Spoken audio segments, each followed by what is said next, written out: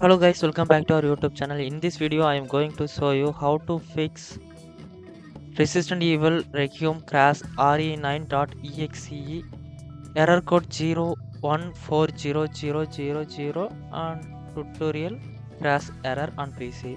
In this video, before you begin, like and comment this video and subscribe to support my YouTube channel. We can fix by using these 4 steps. Okay, let's go at that first step. Restart your system. So go to the start menu and click on the power button and choose the restart to restart your system. Then check whether it is working or not. Still not working, then go to the next step. You will go to try the next step. Remove the dinput.dll file. So we can go to try it. Then go to the file explorer. Then local disk C, double tap to open. Then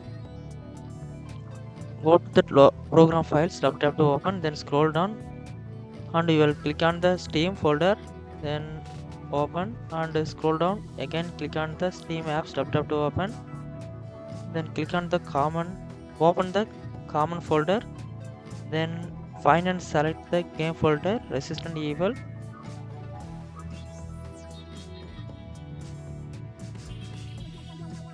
tap to open, then find and delete dinput.dll file,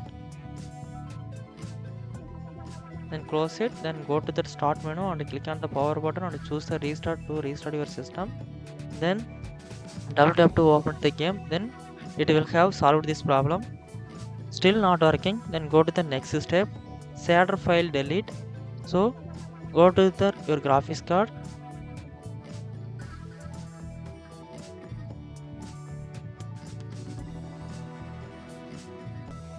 then you can click on the graphics settings, then click on the global settings tab, then scroll down, then you find and select the shader cache option. Just click on this arrow, then choose unlimited, hit the apply to save, then after that come to back, then go to the next step, update the Directx 12 software. I will provide a link in comment section, so click to update the latest version. These steps, most important steps. Once it try to, after that go to the next step, verify game files in Steam. So go to the desktop, double tap to open the Steam, then you will go to the library, click on it, then scroll down, find and right click on the game,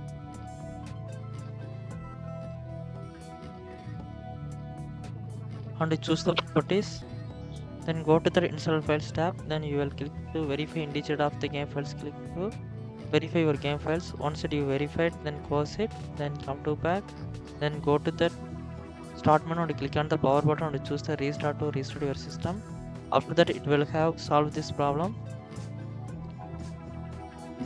And don't forget to subscribe my YouTube channel. Thanks for watching. If you have any doubt, go to that comment section and leave the comment. I will definitely reply to you.